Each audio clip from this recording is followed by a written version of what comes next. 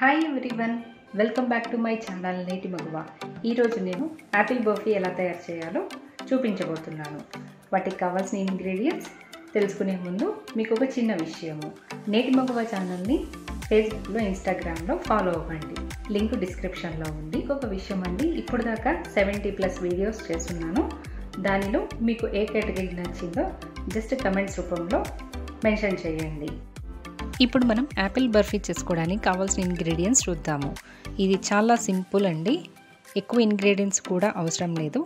Just 1 cup milk powder, 1/2 cup sugar, 1/2 cup water.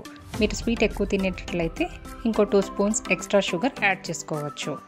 ముందుగా ఒక బాండీలో షుగరు, వాటరు యాడ్ చేసుకొని షుగర్ మెల్ట్ అయ్యే వరకు కరిగించుకోవాలి. షుగర్ నుంచి బబుల్స్ స్టార్ట్ అవ్వగానే దాంట్లో వెనీలా ఎసెన్స్ కానీ, ఇలాచీ పౌడర్ కానీ వేసుకున్నాక మిల్క్ పౌడర్ని కూడా యాడ్ చేసుకొని లంప్స్ లేకుండా తిప్పుకోవాలి. ఇది బాండీకి అంటుకోకుండా ముద్దలా ఫామ్ అయ్యే వరకు ఉంచి స్టవ్ని స్విచ్ ఆఫ్ చేసి ఒక బౌల్లోకి ట్రాన్స్ఫర్ చేసుకోవాలి. ఇది చల్లారిన తర్వాత చేతికి నెయ్యి రాసుకొని చిన్న చిన్న బాల్స్గా చేసుకోవాలి. రౌండ్గా ప్రెస్ చేసి మధ్యలోకి వత్తాలి. దానిలో ఒక లవంగాన్ని ఇన్సర్ట్ చేసుకోవాలి. ఈ విధంగా అన్ని బాల్స్ తయారు చేసుకొని పక్కన ఉంచుకోవాలి. ఈ హోమ్ మేడ్ బర్ఫీస్ చాలా ఈజీ అండి, సింపుల్గా అయిపోతుంది. ఈ యాపిల్ బర్ఫీస్ని కిడ్స్ బాగా ఎంజాయ్ చేస్తారండి. అంతేకాకుండా ఎనీ ఈవెంట్స్లో కూడా సింపుల్గా చేసుకోవచ్చు.